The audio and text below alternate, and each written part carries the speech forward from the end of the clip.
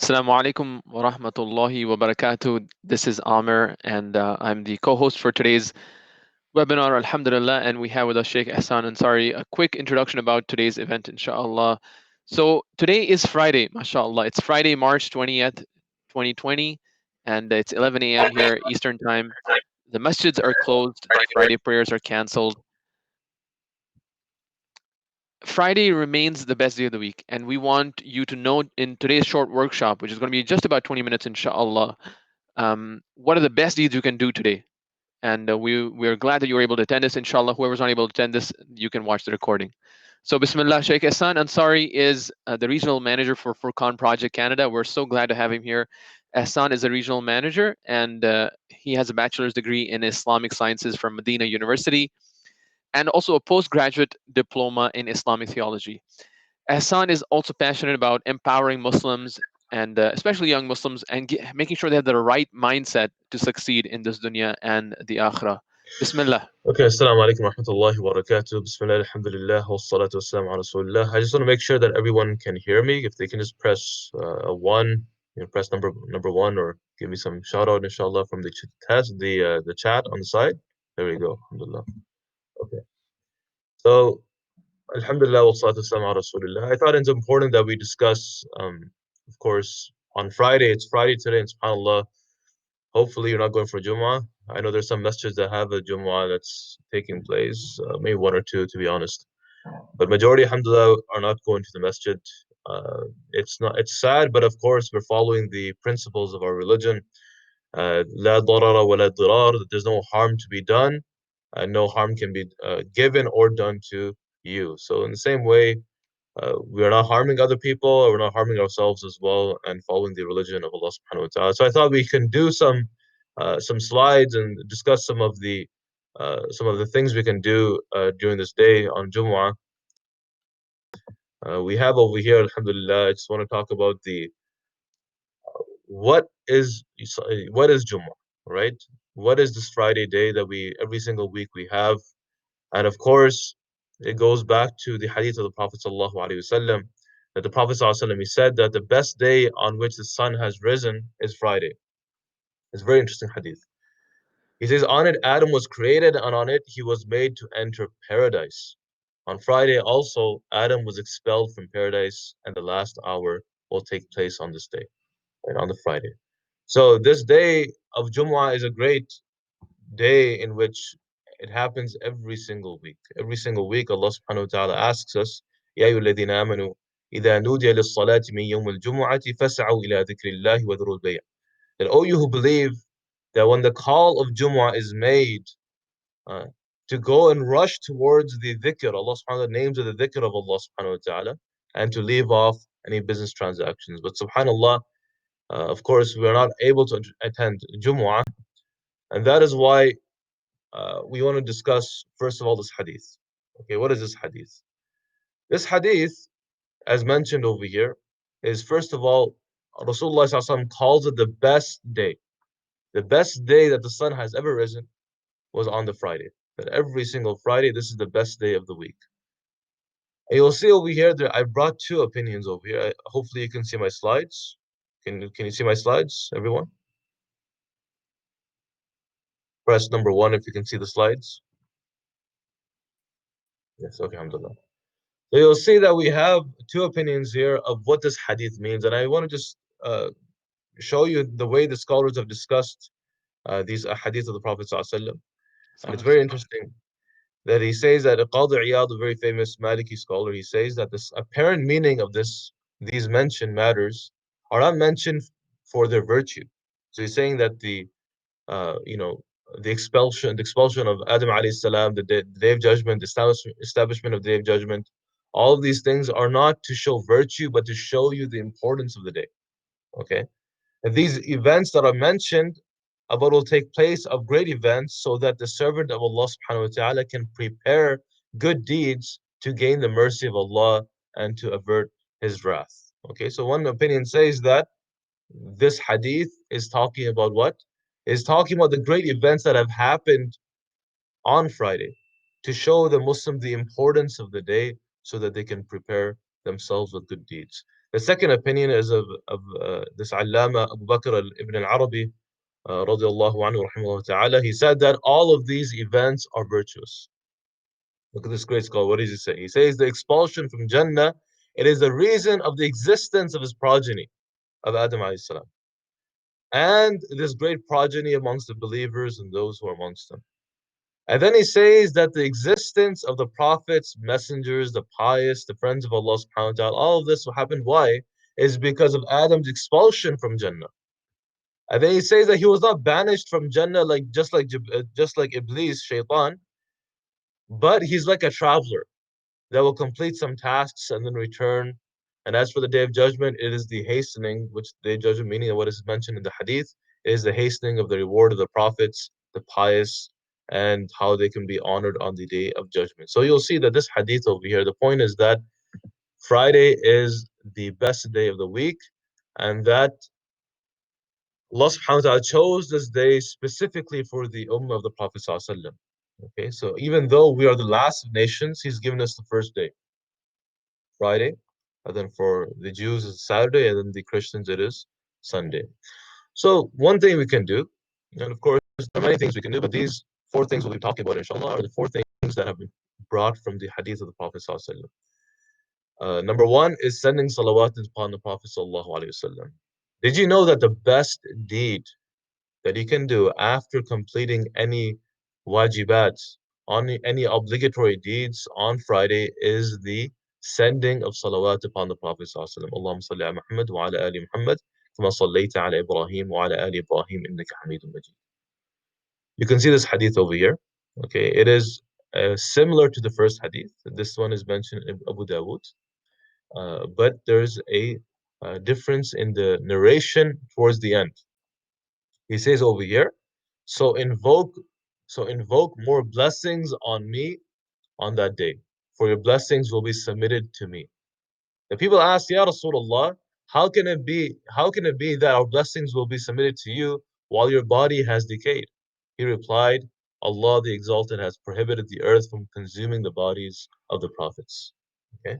So Nabi Sallallahu specifically mentioned sending salawat upon himself, upon the Prophet Sallallahu. So the best deed, whether it's better than reading Surah Kahf, it's better than reading extra nawafil or the sunan, all of these things, the best deed after the fara'id on a Friday is to send salawat upon the Prophet ﷺ. So a person should try their best on this day. And of course, there is proof of this as well, that in this hadith, which shows that the Prophet ﷺ is alive in his grave in a manner that Allah subhanahu wa ta'ala knows. Okay, just like the shuhada are alive, of course, it doesn't mean he's a living body that's in his grave, sallallahu alaihi wasallam, but that prophets are alive and in the life that Allah subhanahu wa ta'ala has chosen for them based upon this hadith. And of course, just like the shuhada are alive, those who are martyred in the true path of Allah subhanahu wa ta'ala, in the same way, the prophets are also alive. Salawatullahi salamu alayhim. The second point is recitation of Surah Al-Kahf. Okay, recitation of Surah Al-Kahf, this hadith over here, which says that whoever recites Surah Al-Kahf on Friday, he will be given a light between both Fridays. So imagine this, that he recites Surah Al-Kahf on Friday, and Allah subhanahu wa ta'ala will give you this light that will guide you through your week. Okay, through your week, in your affairs, this is a light that will be given by Allah subhanahu wa ta'ala. If you think about it, there are many lessons. You know, we can do an entire series of seminars on just the benefits of Surah Al-Kahf. But one point is that just, if we can just sum up the story itself of the name, of course, there are many stories, 4 or 5 stories in Surah Al-Kahf, but just the name of the surah is Surah Al-Kahf, the surah, the cave, right? The people of the cave. And what is their story talking about? It's talking about of a group of men who went against the king. Okay? A group of men who went against the king. Uh, one brother is saying that the audio is not clear. Is the audio clear? Brother Amr, can you hear me? Are you saying the concept was not clear or the audio was not clear? Okay, I'm not sure. Okay, the Okay, audio. brother, Yeah, yeah. if we can Yeah, leave the and if you questions have till the end. questions, you can keep them towards the end or add Okay. them in the questions area. For now, because we are trying to We have about Okay, so apparently, yeah, apparently, brother Ati, I think the thing is the audio is clear for the other brothers and sisters, so and perhaps your audio might be. You can check your speakers, inshallah. Okay, alhamdulillah. Okay, so it says over here that so what is the theme of the surah of this event? It says a group of young men who went against the king. They placed their trust in Allah subhanahu wa ta'ala, and Allah subhanahu wa ta'ala made them the miracle. Okay? Allah subhanahu wa ta'ala made who? The people of the cave, He made them the miracles. And if you think about it, that when we place our trust in Allah subhanahu wa ta'ala, in whichever manner what we're doing, it of course has to be halal. But when we place our trust in Allah subhanahu wa ta'ala, Allah subhanahu wa ta'ala opens doors for us from places we do not even know. Okay. So we remind ourselves on a weekly basis about these themes in Surah Al-Kahf, right? Every single week when we recite this surah, we remind ourselves. And of course, I urge you to take a class, a tafsir, and perhaps we can arrange of something of the sort, inshallah, if we have more people on board, that we can go through a thematic tafsir of Surah Al-Kahf, explaining the verses. Because it is something that when we do every single week and we know the meanings of it, we can apply these meanings in our lives throughout the week, inshallah. So that was number two. Number three is anticipating the acceptance hour.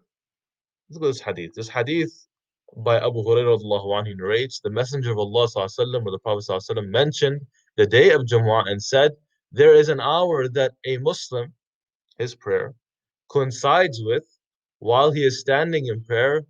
He asks Allah for anything except that he is given it. He is given his dua. It's a very interesting hadith. Why?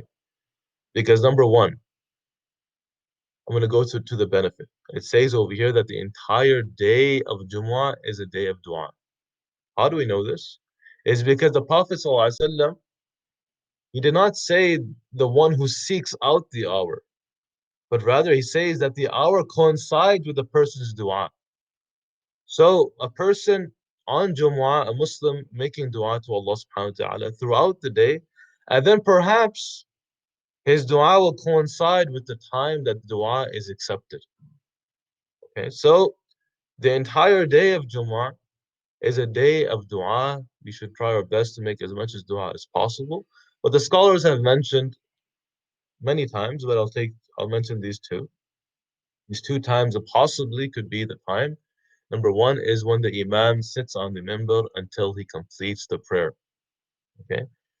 And of course, uh, we are not attending Jumu'ah, so this will not apply to us, right? But of course, inshallah, when we do attend Jumu'ah, that time when the Imam sits on the minbar before the khutbah, until he completes his prayer, this time dua is accepted. Number two is between Asr and Maghrib. And the closer you get to the time of Maghrib, the more, inshallah, the dua is accepted.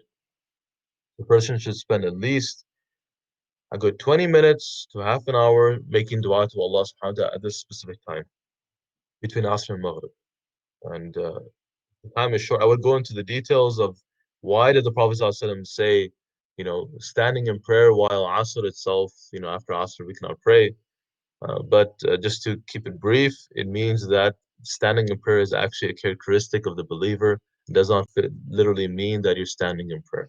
It just means a characteristic of the believer, which does this is taken from Imam Ibn Hajar al-Asqalani in his explanation of Sahih al-Bukhari.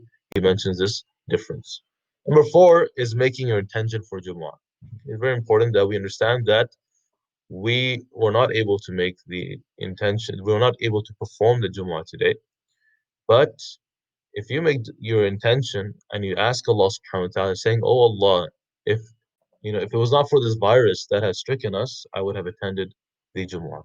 Okay, if you make this intention and you show yourself that you wanted to attend the Jumu'ah, but you weren't able to, or you were basically stopped from attending the Jumu'ah. When a person makes this intention, and inshallah, even if the intention is not there, Allah knows best, but the point is that the person will be rewarded for the deed they cannot do because of some reason. Okay, so if a person is sick, for example, they read tahajjud every night, and they're sick, and one night they're not able to read this, pray the tahajjud, then Allah subhanahu wa ta'ala will reward them for the tahajjud, even though they haven't prayed because it's part of their habits. And this gives us a point that the more habits we have of good deeds, a time might come that we're not able to perform that good deed, right? But Allah subhanahu wa ta'ala, inshallah, will reward us for that good deed. In the same way that every single week we are performing Jumu'ah, and these next few weeks, may Allah subhanahu wa ta'ala shorten time, but for the next few weeks we will not be able to perform this Jumu'ah. Inshallah, Allah subhanahu wa ta'ala will reward us for this Jumu'ah. Last point is, should you perform ghusl? Okay, so of course every week we perform ghusl for Jumu'ah. But the question is ghusl performed for the Jumu'ah itself, for the Friday itself, or is it performed for the prayer? And the answer is it's performed for the prayer. Look at the hadith. It says, if one of you wishes to come to Jumu'ah, so that he should take a ghusl. Meaning that the one who comes to Jumu'ah, it is recommended for that person to perform the ghusl. As opposed to Eid. On Eid, what happens? On Eid, we perform the ghusl based upon the day and not the action. As opposed to Friday, it's based upon the action of Jumu'ah and not the day of Jumu'ah. So, we mentioned other deeds that we can do on Jumu'ah, but ghusl will not be one of them. Doesn't mean you can't take a shower. Go ahead, take a shower. There's no problem with that. But the point is, do you get rewarded for performing ghusl on Jumu'ah? The answer is no. Wallahu a'lam. Okay, and some things we can do during this time. I brought the slide up because we'll be having different. I want you guys to keep in contact with us, inshallah. We have a Facebook group as well. We have a WhatsApp group. I want if Brother Amr, if you can put the numbers as well, inshallah, for the WhatsApp and the Telegram. But one thing is very important that we are close contact with our families right now. Children in the same house and wife, and every single day we go to work.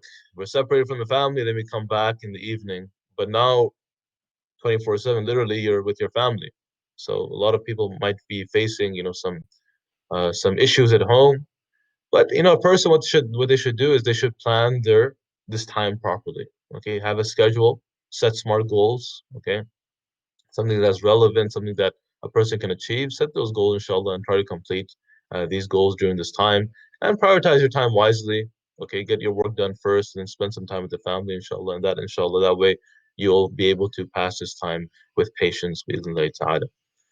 Quickly, I just wanted to go over, some of the work we're doing at Furqan Project. Alhamdulillah, this webinar was sponsored by Furqan Project. And as Brother Amr mentioned, I'm the regional manager for the Furqan project. And of course, during this time, it is extremely difficult for all organizations, all Muslim mosques, nonprofits, in collecting donations. But we're asking you, inshallah, that if you can donate during this time, whatever amount you can give, inshallah, will be really appreciated. Brother Amr, if you can just give the link for the donation, inshallah. It's on our website. Jazakallah. So in the chat box, you'll see that there is a link to donate to Furqan. So whatever, inshallah, you can do. And of course, what we do is we distribute Qur'ans to non-Muslims, the clear Qur'an of Dr. Mustafa Khattab. Alhamdulillah, we've done 1.7 million copies uh, in North America, about 15,000 in Canada itself, and the rest in America. And we go through to MSAs, we go through prisons, local. Of course, right now it's impossible to do it, but we have a goal, inshallah, that we have a goal for this year. And of course, we collect donations, print Qur'ans, and then we give these Qur'ans out. And for the next few weeks, we will not be able to do this. That is why we're asking you, inshallah, to support, so that way we can meet our goal, inshallah, for this year. And of course, we've given copies to the senators of the United States of America. Each one has a copy. There's planned effort to send it to the MPs and MPPs as well. And then we have, with different Muslim businesses, with restaurants, to have a small pamphlet, a small box, sorry, and have Qur'ans in there, inshallah, to be distributed as well.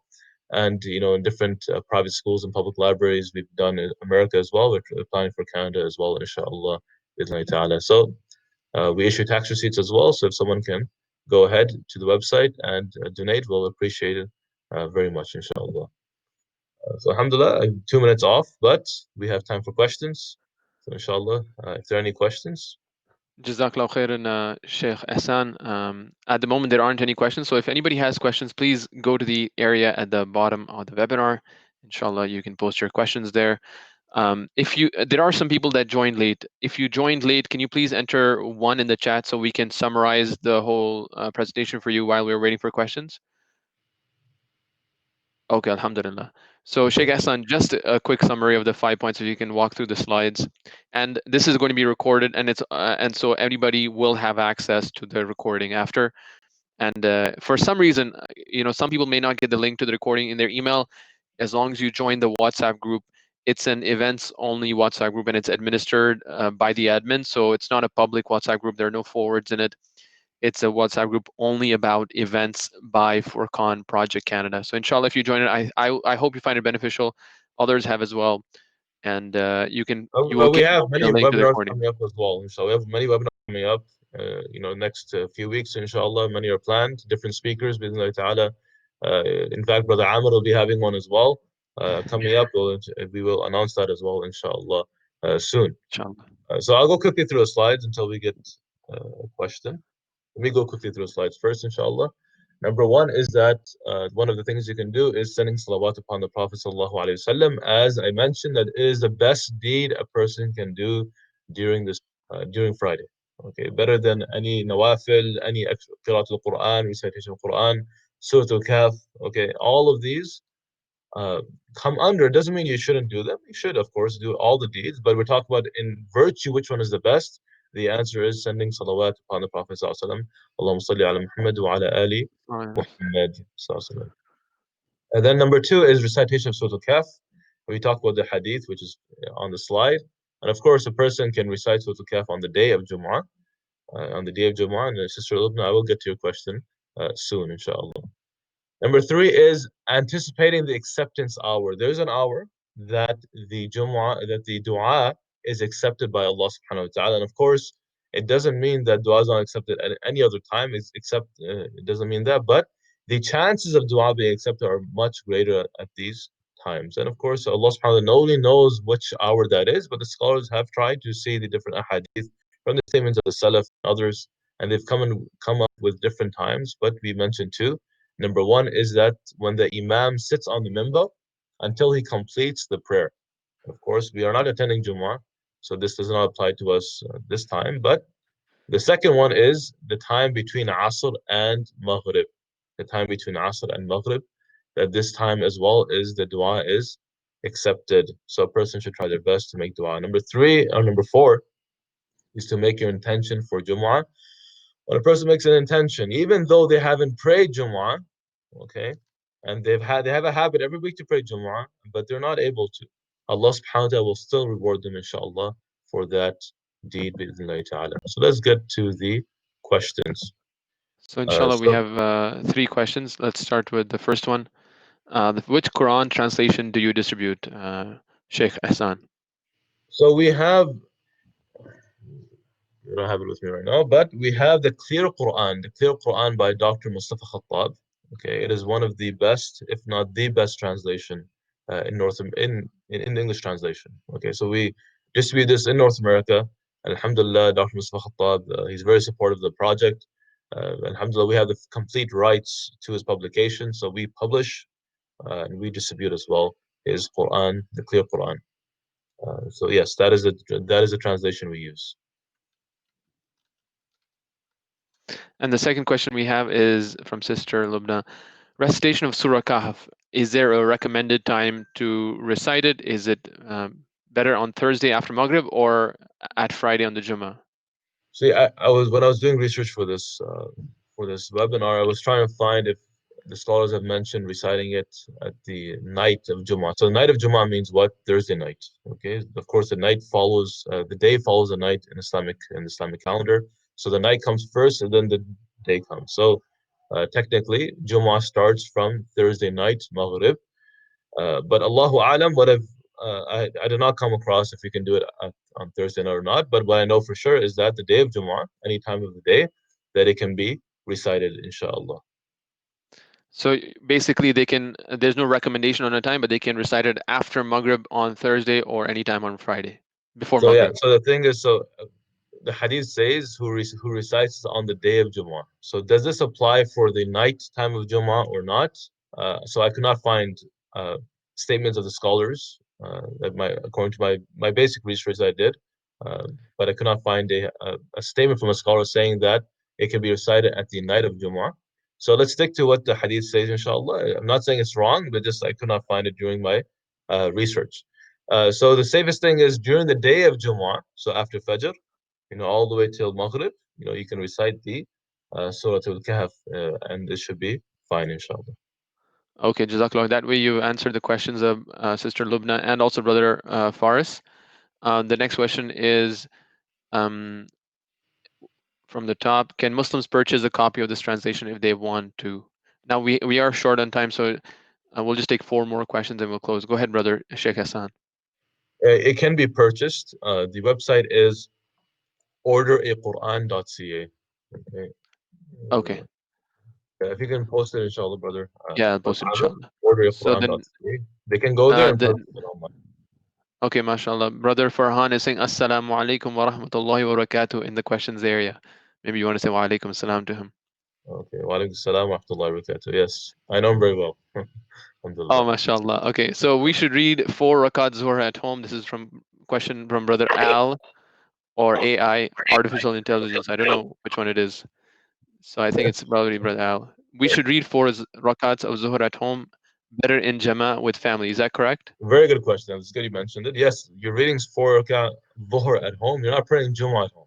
Okay, so because the conditions differ for Jummah, we're not going to get into that. But you'll read 4 rakat of dhuhr at home. And of course, you read your sunnahs and all. Just as you're praying dhuhr, you pray dhuhr at home. And you can pray with Jama'ah, it's fine. Even if you're yourself and your spouse, yourself and your children, it's fine. So long as the children are, of course, past the age of 7, this is considered a Jama'ah then. Inshallah.